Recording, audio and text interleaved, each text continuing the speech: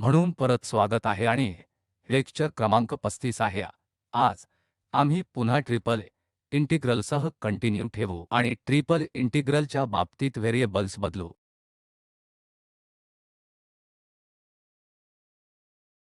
तर पहिला आपण कराल उदाहरणावरून जा जेथे आपण कार्टेशियन मधून गोलाकार पोलर कोऑर्डिनेट मध्ये बदलतो,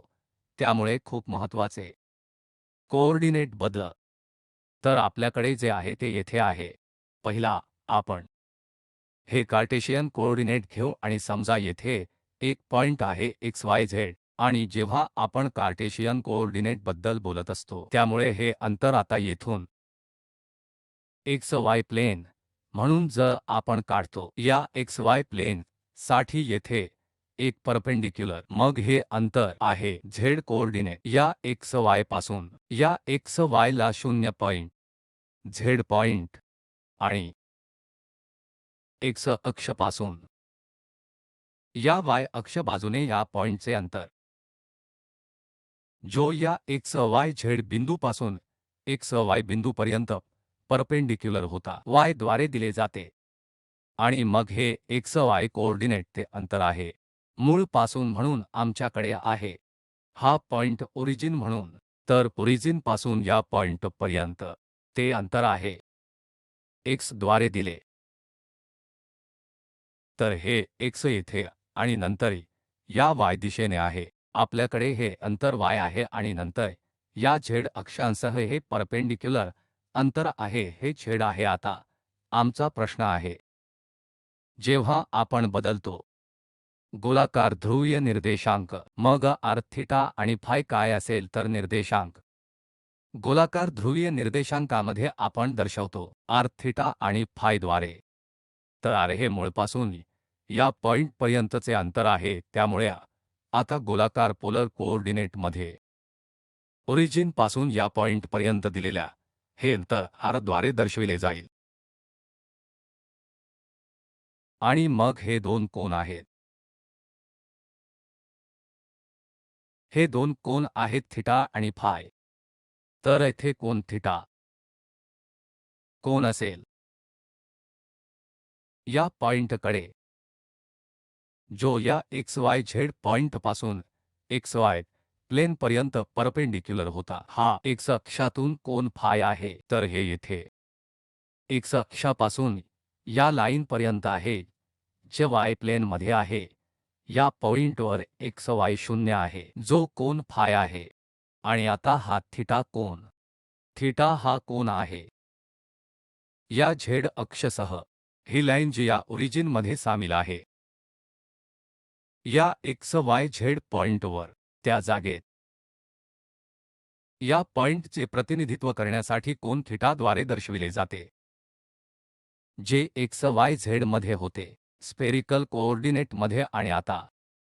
कार्टेशियन कोऑर्डिनेट मध्ये आणि आता स्फेरिकल कोऑर्डिनेट मध्ये हे r थीटा आणि फाय द्वारे दर्शविले जाते। आणि आता हे ओरिजिन पासून या पॉइंट पर्यंतचे अंतर आहे। थीटा हा Z अक्षातून कोन आहे आणि आता हा फाय कोन आहे जो X अक्ष पासून हे पॉइंट परपेंडिक्युलर होता या दिलेल्या पॉइंट पासून XY प्लेन पर्यंत। तर स्फेरिकल ध्रुवीय कोऑर्डिनेटच्या या नोटेशनसह आम्ही आता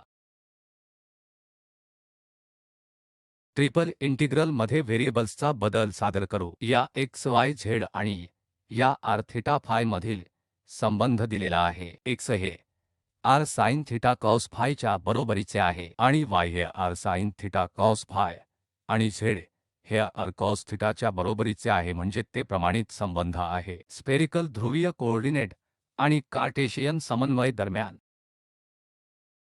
आणि आता आम्ही लक्षात घेतो की जर आपण हा चौरस येथे x स्क्वेअर आणि y स्क्वेअर आणि z स्क्वेअर साठी बनवला, कारण ही संज्ञा r square sin square theta आणि हे cos स्क्वेअर फाय असेल, येथे कॉमन मध्ये r square sin square theta देखील असेल आणि मग इथे sin स्क्वेअर फाय पुन्हा एकदा जेव्हा आपण सर्व ऍड करतो तर हे cos square five plus sin square five हे एक बनवेल आणि मग आपल्याकडे येथे r स्क्वेअर देखील आहे, हा cos स्क्वेअर थीटा आणि तेथून r square sin square theta, त्यामुळे पुन्हा हे signs square theta plus cos square theta एक असेल आणि आम्हाला फक्त आर स्क्वेअर मिळेल म्हणजे तेच पुन्हा संबंध आहे जे आपण लक्षात ठेवू जे इंटिग्रेशनसाठी उपयुक्त ठरेल म्हणून जेव्हा जेव्हा आपण अशी सिस्टम एक्स स्क्वेअर अधिक वाय स्क्वेअर आणि अधिक झेड स्क्वेअर पाहतो आणि आम्ही कोऑर्डिनेट सिस्टम बदलणार आहोत म्हणून आम्ही फक्त हे एक्स स्क्वेअर अधिक वाय स्क्वेअर आणि झेड स्क्वेअर आर स्क्वेअरच्या समान ठेवू तर आता बदलाच्या या परिचयाने कार्टेशियन कोऑर्डिनेट्स पासून स्फेरिकल ध्रुवीय कोऑर्डिनेट्स पर्यंत आम्ही ट्रिपल इंटेग्रल्स बद्दल बोलू शकतो म्हणून जर आपल्याकडे एफ म्हणून ट्रिपल ए इंटिग्रल असेल तर एक्स वाय झेड आणि x D Y D Z किंवा काही डोमेन डी आणि आम्हाला हवे आहे स्फेरिकल कोऑर्डिनेट मध्ये बदलाय याचा अर्थ एक्स असेल R sine theta cos phi Y असेल R sine theta sine phi आणि झेड होईल आर कॉस थीटा तर आता व्हेरिएबल्सच्या या बदलासह ही कल्पना आहे की ही सोपी कल्पना आहे जी आपण मागील लेक्चरमध्ये देखील स्पष्ट केली आहे की आपल्याला सबस्टिट्यूट करणे आवश्यक आहे आम्हाला x ची जागा r sin थीटा कॉस फायच्या बरोबरीने हवी आहे म्हणून हे येथे r sin theta cos five आहे तर y साठी आम्ही येथे r sin थीटा हा sin फाय आणि z साठी या r cos थीटा ला प्रतिस्थापित केले आहे जे तेथे संबंध होते z हे r cos थीटाच्या बरोबरीचे आहे तर यासह आता आपल्याकडे ही जाकोबियन संज्ञा आहे जी अतिरिक्त संज्ञा आहे जेव्हा आपण व्हेरिएबल्स बदलतो तेव्हा येते तर त्या जॅकोबियनचे आपल्याला कम्प्यूट करणे आवश्यक आहे आणि नंतर आमचे dx dy dz होईल dr d थीटा आणि d फाय म्हणून आणि नंतर त्या अनुषंगाने मर्यादा बदलेल किंवा डोमेन आता r थीटा फायच्या दृष्टीने आम्हाला प्रतिनिधित्व करायचे आहे तर हे जॅकोबियन येथे काय आहे जी एक दिलेली व्याख्या आहे ज्यावर आपण आधीच चर्चा केली आहे पहिली row del x over del r del x over del theta आणि del x over del phi असेल त्यामुळे r थीटाच्या विथ रिस्पेक्ट टू चे पार्शियल डेरिव्हेटिव्ह आणि फाय त्याचप्रमाणे या डिटर्मिनंट दुसरे ड्रॉ थीटा फायच्या संदर्भात y चे पार्शियल डेरिव्हेटिव्ह असेल आणि नंतर येथे r थीटा आणि फायच्या संदर्भात z चे आंशिक व्युत्पन्न होईल म्हणून जेव्हा आपण या आंशिकची कम्प्यूट करतो तेव्हा डेल x वर डेल r डेल x वर डेल r डेरिव्हेटिव्हज आमच्याकडे sin थीटा कॉस फाय आणि डेल x वर डेल थीटा असेल म्हणून थीटाच्या संदर्भात r आणि फाय हे कॉन्स्टंट मानले जातील म्हणून हा sin थीटा कॉस थीटा होईल जो येथे एकमेव बदल आहे तर हे थीटाच्या संदर्भात आहे आणि मग आपल्याकडे del x over del phi आहे म्हणून x हा r sin theta cos phi होते म्हणून हे कॉस फाय sin फाय होईल आणि या उणे sin ने कारण कॉस फाय वजा sin फायचे हे डेरिव्हेटिव्हज त्याचप्रमाणे आपण आता करू शकतो इतर डेरिव्हेटिव्हज कम्प्यूट करू शकतो म्हणजे डेल y वर डेल r हे फक्त sin थीटा sin फाय असेल जे इथे टर्म आहे आणि नंतर आमच्याकडे डेल y वर डेल थीटा आहे त्यामुळे हे कॉस थीटा बरोबर असेल बाकीचे sin आणि r राहील आणि नंतर फायच्या संदर्भात हे sin फाय हे फाय कॉस फाय होईल आणि r sin थीटा जसे आहे तसेच राहील त्याचप्रमाणे आता या z च्या संदर्भात r च्या संदर्भात आपल्याकडे येथे cos थीटा असेल आणि थीटाच्या संदर्भात आपल्याकडे वजा sin थीटा असेल आणि r जसे आहे तसेच राहील आणि मग आपल्याकडे या z च्या फायच्या संदर्भात आहे म्हणून z मध्ये फाय नाही तो z आहे r cos थीटाच्या बरोबरीने आणि पुढे आपल्याकडे येथे हे 0 आहे कारण z मधून कोणतेही फाय नाही त्यामुळे डेल z वर डेल फाय 0 असेल आता आपण फक्त या डिटर्मिनंटची कम्प्यूट करू शकतो आम्ही येथे r स्क्वेअर sin थीटा मध्ये होणारे मूल्य निर्धारित करू शकतो तर आता आम्ही लक्षात ठेवू की ही जॅकोबियन्स संज्ञा जी या ट्रिपल इंटिग्रल मध्ये चलच्या या बदलामुळे येत आहे या जॅकोबियन संज्ञेचे मूल्य r स्क्वेअर sin थीटाशिवाय काहीच नाही तर आता कार्टेशियन कोऑर्डिनेट ते दंडगोलाकार कोऑर्डिनेट म्हणून पुन्हा या पॉइंटचे प्रतिनिधित्व x y z कार्टेशियन समन्वय मध्ये आणि हे आता या दंडगोलाकार कोऑर्डिनेट मध्ये r फाय आणि z द्वारे दर्शविले जाईल तर पुन्हा फाय आणि झेड सह तिहेरी म्हणून झेड तंतोतंत समान आहेत जे मध्ये होते आणि कार्टेशियन कोऑर्डिनेट, त्यामुळे या पॉइंटपासून एक्स या प्लेनकडे काढलेल्या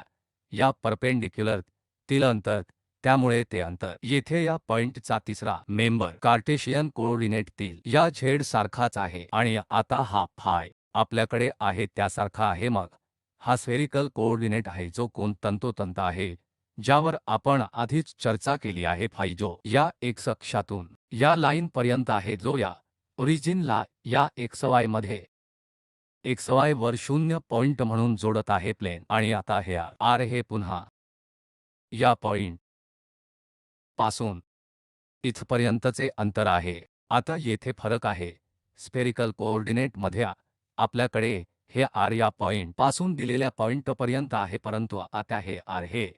xy प्लेनचे अंतर आहे। तर मुळात xy प्लेनमध्ये आपण पोलर कोऑर्डिनेट r द्वारे प्रतिनिधित्व करत आहोत। हे या पॉइंटचे अंतर आहे आणि फाय हा कोन आहे या x अक्षातून, आणि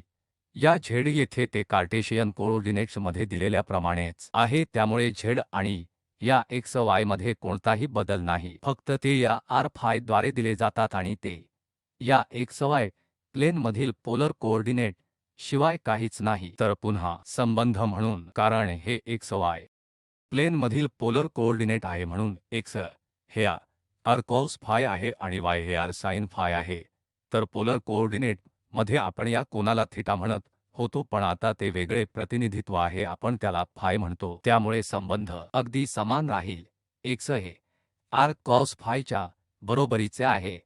आणि y हे r sin फाय च्या बरोबरीचे आहे आणि हे z कार्टेशियन समन्वयातील z सारखेच आहे। म्हणून जेव्हा सिलेंड्रिकल कोऑर्डिनेट बद्दल बोलतो तेव्हा हे सोपे संबंध आहे आणि इथे हा संबंध पुन्हा पोलर कोऑर्डिनेट मधून येत आहे की हा x square plus y square या प्रकरणात r स्क्वेअर असेल। म्हणून आता आपण triple integral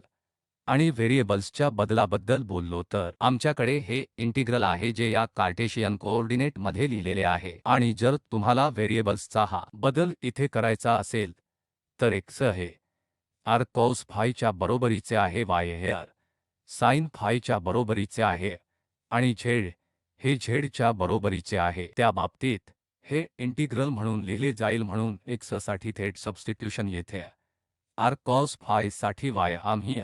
r sin five आणि z ने बदलले कारण ते तेथे समान होते म्हणून ते z राहिले, आणि मग ही जॅकोबियन टर्म पुन्हा येईल आणि dr d फाय dz ऐवजी dx dy dz। व्हेरिएबल्समुळे आता r फाय आणि z हे सिलेंड्रिकल कोऑर्डिनेट्सच्या बाबतीत आहेत, त्यामुळे हे सिलेंड्रिकल स्फेरिकल नाही तर सिलेंड्रिकल निर्देशांक इतके सिलेंड्रिकल निर्देशांक आहेत। म्हणून या प्रकरणात आपल्याकडे आता हे जॅकोबियन आहे ज्याची आम्ही या डिटर्मिनंट द्वारे पुन्हा कम्प्यूट करू शकतो। ही पहिली रो r नंतर फाय आणि नंतर z च्या संदर्भात x चे पार्शियल डेरिव्हेटिव्ह असेल, परंतु तेथे z नाही, त्यामुळे नैसर्गिकरित्या हे 0 होईल। येथे y मध्ये z देखील नाही, हे 0 होईल आणि हे येथे आहे, म्हणून या क्षुल्लक परिस्थिती आहेत की हे 0 होईल कारण x ला z नाही, y ला देखील z नाही, हे देखील 0 होईल आणि हे 1 होईल, आणि मग आपण डेल r आणि डेल x डेल फायची कम्प्यूट करू शकतो। म्हणून फक्त हे येत आहे कारण कौस फाय वजा r sin फाय 0 0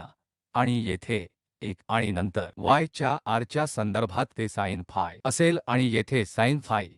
या डेरिव्हेटिव्ह शून्यासह cos फाय होईल आणि या z मध्ये फक्त z आहे, त्यामुळे फाय मध्ये r नाही, त्यामुळे स्वाभाविकपणे हे सदस्य येथे 0 असतील आणि एकदा आपण या डिटर्मिनंटची कम्प्यूट केली तर हे फक्त r येईल। पुन्हा z मध्ये कोणताही बदल झाला नाही, म्हणून मुळात हे पोलर कोऑर्डिनेट मध्ये आपण जे करतो त्यासारखेच आहे। म्हणून आम्ही कार्टेशियन पासून ध्रुवीय निर्देशांकात बदलत आहोत कारण x आणि y हे z बदलले जात नाही, z हे ध्रुवामध्ये आहे तसे राहते, यामध्ये सिलेंड्रिकल कोऑर्डिनेट्स आहेत। म्हणून आपल्याकडे पुन्हा जॅकोबियन आहे जे r म्हणून ध्रुवीय समन्वय मध्ये देखील होते। म्हणून फक्त बदल जेव्हा आपण हा ट्रिपल इंटिग्रल मध्ये बदल करतो तेव्हा हे x r ने बदलले जाईल, cos फाय y ची जागा r sin phi ने घेतली जाईल आणि z जसे आहे तसेच राहील आणि हा घटक येथे हा जॅकोबियन r dx dy dz हे dr d phi आणि dz होईल. तर आपण काही प्रॉब्लेम्स पाहूया जिथे आपण या बदलण्याची कल्पना सिलेंड्रिकल कोऑर्डिनेट्समध्ये वापरू शकतो.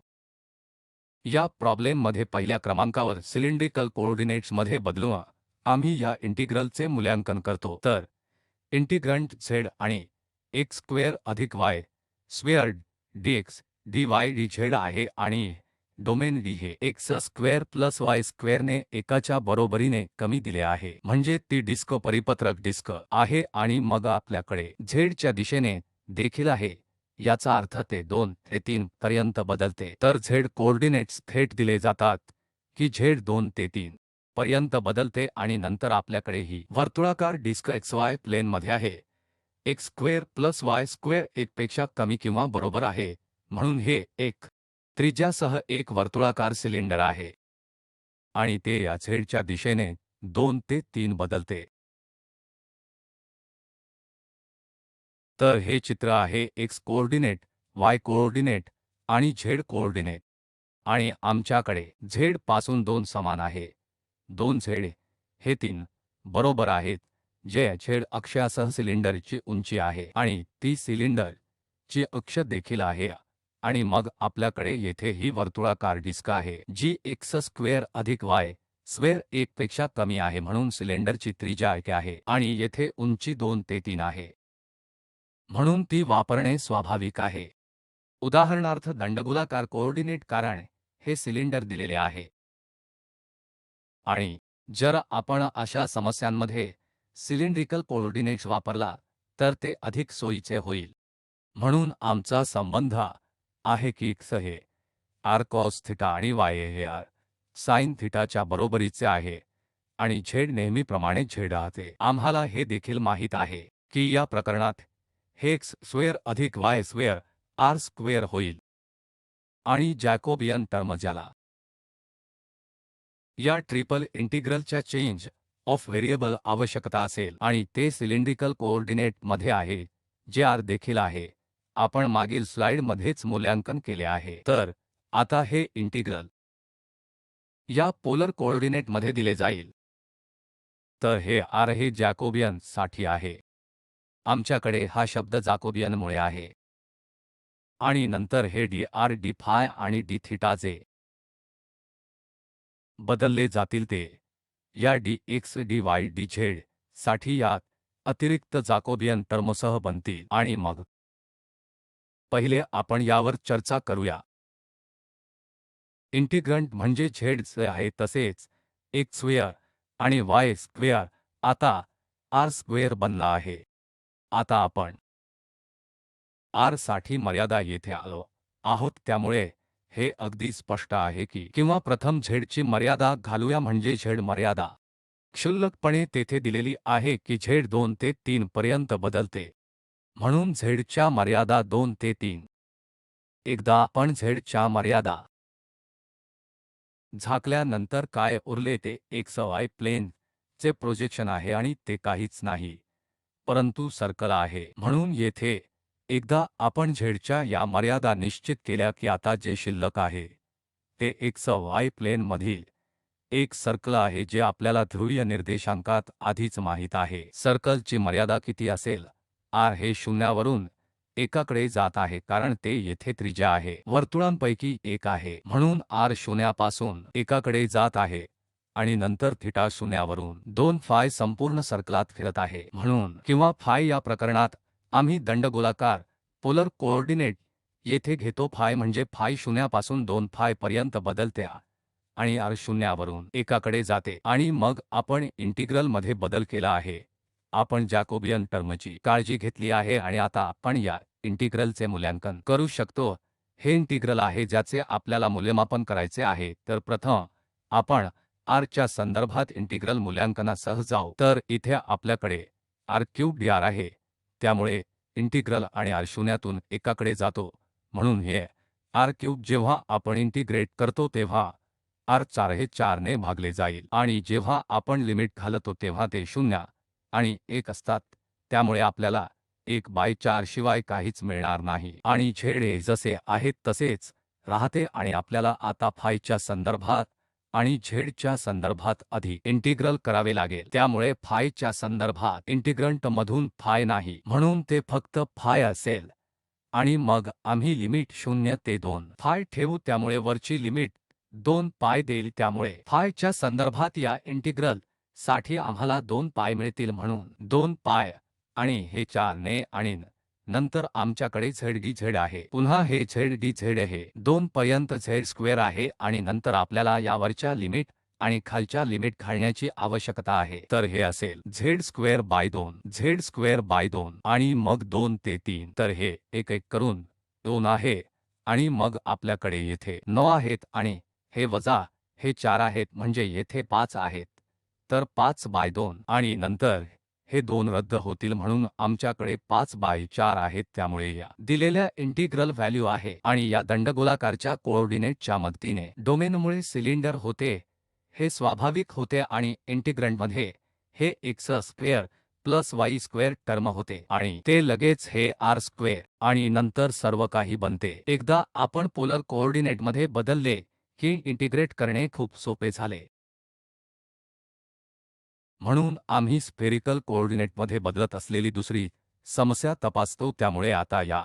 अभिन्नतेचे मूल्यमापन करण्यासाठी आम्ही गोलाकार इंटिग्रल मध्ये बदलू. तर येथे आपण पुन्हा काळजी घेणे आवश्यक आहे की येथे लिमिट्स काय आहेत. मर्यादा हे x चौरस अधिक y चौरस ते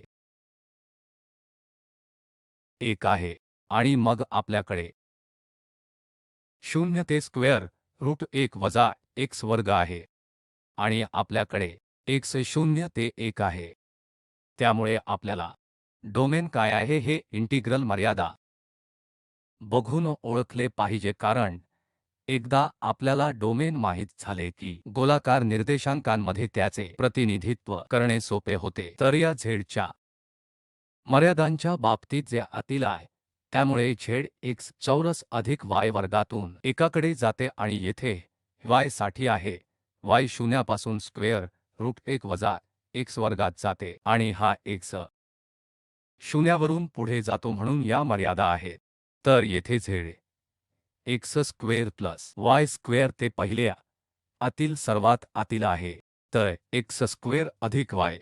स्क्वेअर किंवा z स्क्वेअर x स्क्वेअर अधिक y स्क्वेअरच्या बरोबरीचे आहे म्हणून हे काहीच नाही परंतु ते शंकूचे इक्वेशन आहे आपल्याकडे आहे. म्हणजे याचा अर्थ z च्या दिशेने आपण या शंकूपासून जात आहोत जे z द्वारे दर्शविले जाते ते चौरस अधिक y स्क्वेअर आहे आणि तो कोन इथे आहे तर हे x आहे आणि हे y आहे आणि हे येथे z आहे. तर z च्या दिशेने येथे शंकू आहे हे या इक्वेशनद्वारे दर्शविले जाते. z समान आहे स्क्वेअर रूट x स्क्वेअर अधिक y स्क्वेअर. तर आम्हाला काय कळते येथून ते z या शंकूपासून एकाकडे जात आहे नंबर 1 निश्चित करण्यासाठी म्हणून z आणि z च्या दिशेने z 0 1 समान आहे म्हणजे हे एक विमान आहे या x y पॅरलल प्लेनच्या z वर 1 च्या समान आहे म्हणून येथे नेहमी z या शंकूपासून या z कडे सरकते म्हणजे z ची दिशा आणि मग जर आपण इथे बारकाईने पाहिले तर y हे स्क्वेअर रूटच्या बरोबरीचे आहे. y हे वर्गमूळ x 1 वजा x चौरस इतके आहे याचा अर्थ y वर्ग अधिक x वर्ग 1 च्या बरोबरीचा आहे. तर ते सर्कल आहे आणि येथे x देखील शून्यावरून एकावर जातो. तर y हे xy प्लेन मध्ये या शंकूचे प्रोजेक्शन आहे ते xy प्लेन मध्ये प्रोजेक्शन असेल म्हणून येथे आपल्याकडे x आणि y आहे. जर आपण हा शंकू प्रोजेक्ट केला तर आम्ही या xy ची काळजी घेऊ आणि या xy प्लेन मध्ये सर्कल नेहमी त्रिज्या 1 असेल. तर या 2 बाह्य सर्वात मर्यादा सुचवतात की आता y शून्यातून सर्कल कडे जात आहे y शून्यातून सर्कल कडे आहे आणि x शून्यावरून 1 आहे म्हणजे हा या म्हणून इथल्या सर्कलचा 1/4 भाग आहे. नंतर पॉझिटिव्ह कोऑर्डिनेट आणि मग आपल्याकडे या z च्या दिशेने z पर्यंत 1 आणि शंकूच्या समान आहे. तर केवळ वर्तुळाचा हा भाग आणि नंतर अनुरूप शंकू या मर्यादांद्वारे दर्शविले जाईल। येथे Z1 च्या बरोबरीचे आहे पर्यंत कोन आहे आणि हे ओरिजिन पासून सुरू होते, परंतु जसे आपण नुकतीच चर्चा केली आहे की हे x 0 ते 1 आणि y हे 0 ते स्क्वेअर रूट 1 वजा 1 च चौरस इतके आहे की आपण या xy प्लेनच्या पहिल्या कोऑर्डिनेट आहोत, त्यामुळे स्वाभाविकच हा शंकू आहे जो येथे दर्शविला जातो। आणि आता आपल्याला स्पेरिकल कोऑर्डिनेटमध्ये कन्व्हर्ट करण्याची आवश्यकता आहे, तर गोलाकार निर्देशांकांसाठी आमचे संबंध एक समान आहे r sin theta cos five y r sin theta five i आणि z हे r कॉस थीटाच्या बरोबरीचे आहे। म्हणून या संबंधासह आम्ही या जॅकोबियनसह कम्प्यूट करू शकतो, ज्याची चर्चा आपण आधीच केली आहे, ती या r स्क्वेअर साइन थीटा आहे आणि आमच्याकडे हा संबंध देखील आहे x वर्ग अधिक y वर्ग अधिक z चौरस r चौरसाच्या बरोबरीचे आहे। आणि आता आपल्याला कम्प्यूट करणे आवश्यक आहे कारण आपल्याला येथे या कोनाची आवश्यकता आहे, जे या स्पेरिकल कोऑर्डिनेटमध्ये आवश्यक आहे, जे या थीटाद्वारे दर्शविले जाते। तर थीटा फक्त एवढेच मर्यादित करत नाही की z हे एकाच्या बरोबरीचे आहे, म्हणून हे z येथे एकाच्या बरोबरीचे आहे, त्यामुळे येथून येथपर्यंत आमच्याकडे हे अंतर आहे आणि मग या परिपत्रक भागामध्ये देखील त्रिज्या 1 आहे, ज्याची त्रिज्या देखील 1 आहे, कारण आपण येथे जे पाहिले आहे ते म्हणजे z स्क्वेअर म्हणजे x स्क्वेअर अधिक y स्क्वेअर, म्हणून जेव्हा z 1 आहे हे मुळात या वर्तुळाकार डिस्कने संपत आहे कारण एक चौरस अधिक y स्क्वेअर एकाच्या बरोबरीने आहे, म्हणून हे अंतर 1 आहे, हे अंतर आहे, हे या थीटासाठी आपल्याकडे असलेले कमाल कोन आहे। त्यामुळे दिलेला शंकू संपूर्ण कव्हर करण्यासाठी थीटा कोन 0 पासून पाय पर्यंत 4 असेल, ही थीटाची लिमिट असेल। आणि या फाय आणि r साठी x y अक्षासाठी आम्ही आधीच पाहिले आहे की हा भाग आहे, आम्ही ते आता कव्हर करणार आहोत, त्यामुळे r शून्यातून 1 जाईल जे r शून्यावरून 1 होईल आणि फाय साठी आता फाय साठी हा भाग कव्हर करण्यासाठी 0.2 पाय 2 होईल। म्हणून एकदा आपण या एका दिशेने कव्हर केले की आधी चर्चा केल्याचा अर्थ z च्या दिशेने आहे। होय, आपण येथे z साठी चर्चा केली नाही, त्यामुळे z ची लिमिट कोन पासून असेल आणि या z हे 1 समान आहे, तर या शून्यातून आपण याकडे जात आहोत। होय, आम्ही स्पेरिकल कोऑर्डिनेटबद्दल बोलत आहोत, म्हणून आम्हाला r ची आवश्यकता आहे, म्हणून r हे येथून बिंदूंपर्यंत हे अंतर असेल, तेथे परिपत्रक डिस्कवर जास्तीत जास्त अंतर असेल, म्हणून z 1 च्या बरोबरीने आहे, जेणेकरून स्पेरिकल डिस्क काहीही नाही परंतु z तेथे 1 समान आहे, म्हणून आपण r साठी शून्यातून पुढे जात आहोत। आम्ही येथे 0 ते या डिस्क पर्यंत जात आहोत, जेणे z च्या बरोबरीने आता r च्या मर्यादांसाठी सुचवेल, कारण z आधीच दिलेल्या r कॉस थीटाच्या बरोबरीचे आहे, तर हे r कॉस थीटा 1 r च्या समान आहे, कॉस थीटाच्या बरोबर असून तो देणार r, कारण हे या कोनावर अवलंबून असते, थीटा r हे कोन थीटावर अवलंबून असते। येथे उदाहरणार्थ जेव्हा थीटा 2 द्वारे पाई आहे, हे r 1 शिवाय दुसरे काही नाही, परंतु येथे ते वेगळे आहे आणि ते थीटासह बदलत आहे, त्यामुळे r 1 कॉस थीटाद्वारे दिले जाईल आणि या थीटावर आम्ही आधीच 0 ते पाईची चर्चा केली आहे आणि फाय साठी आमच्याकडे हे कॉस आहे की ते 0 वरून 2 ने pi वर जाईल, तर हे r फाय आणि थीटासाठी होते, ज्यासाठी आपण सर्वांसाठी चर्चा केली आहे। म्हणून आपण आता व्हेरिएबल्स बदलू शकतो, त्यामुळे हे तिथे इंटिग्रल होते आणि ते r साठी इतके रूपांतरित होईल की ते स्फेरिकल पोलर कोऑर्डिनेटमध्ये येथून ते बिंदूपर्यंतचे अंतर आहे, जे दंडगोलाकार मध्ये नाही, फक्त x y प्लेन मध्ये आहे। आम्हाला थीटा आणि फाय आणि r शोधावे लागतील, तर आता आपण गोलाकार कोऑर्डिनेटमध्ये आहोत, जेणेकरून r हे या पॉइंटपासून या अंतरापर्यंतचे अंतर आहे जिथे आम्ही या डोमेनमधून बाहेर पडतो म्हणजे अगदी z हे r च्या बरोबरीचे आहे जेथे r एकाहून अधिक कॉस थीटाद्वारे दिले जाते त्यामुळे हे r शून्यापासून एकावर आहे कारण कॉस थीटा येथे थीटा होता आणि थीटाच्या मर्यादेसाठी आम्ही आधीच चर्चा केली आहे की ते 0 ते पाय आहे आणि फायसाठी आम्ही शून्यावरून पायकडे 2 ने जात आहोत आणि ते या r वर 1 आहे कारण x वर्ग अधिक y वर्ग अधिक z वर्ग आहे r स्क्वेअर म्हणजे ते 1 बाय r आहे आणि हे r स्क्वेअर साइन थीटा म्हणजे जॅकोबियन टर्म आहे r स्क्वेअर साइन थीटा जो जॅकोबियन टर्म आहे आणि मग आपल्याकडे हा dr d theta d five आहे तर आता आपण r च्या संदर्भात हे सहजपणे इंटिग्रेट करू शकतो कारण हे r d r तर आपल्याकडे r द्वारे वर्ग 2 असतील की आम्ही z द्वारे स्क्वेअर थीटा करू आणि नंतर येथे साइन थीटा आहे तर हे साइन थीटा शिवाय काहीच नाही आणि हा एक सेक थीटा आमच्या कॉस थीटाकडे जाईल म्हणून टॅन थीटा सेक थीटा त्यामुळे सेक थीटा टॅन थीटा असं पुन्हा आम्हाला थीटाच्या संदर्भात इंटिग्रेट करायचे आहे तर या सेकंदाचा इंटिग्रल भाग थीटा टॅन पुन्हा असेल सेक थीटा आणि येथे मर्यादा 0 ते 4 पर्यंत आणि हा घटक अर्धा तिथे बसला आहे आधीच आपण या लिमिट्स सबस्टिट्यूट करू शकतो म्हणून हे सेक पाय बाय 4 स्क्वेअर रूट 2 आणि मग -1 होईल आणि फाय साठी आम्हाला हे पाय 2 ने मिळतील तर हे 1 2 करून हे 4 बनवतील म्हणजे दिलेल्या इंटिग्रल स्क्वेअर रूटचे व्हॅल्यू 2 वजा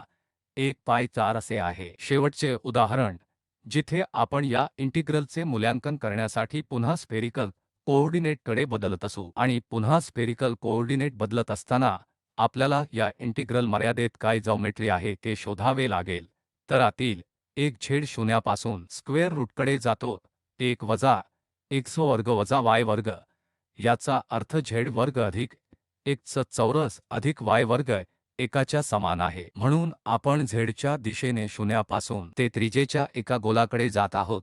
म्हणजे इक्वेशन z हे स्क्वेअर रूट 1 वजा x वर्ग वजा y चौरस म्हणजे स्फिअर आहे म्हणून आपण शून्यातून z च्या दिशेने त्या गोलाकडे जात आहोत म्हणून आपल्याला आता करावे लागेल थोडे अधिक काळजीपूर्वक पहा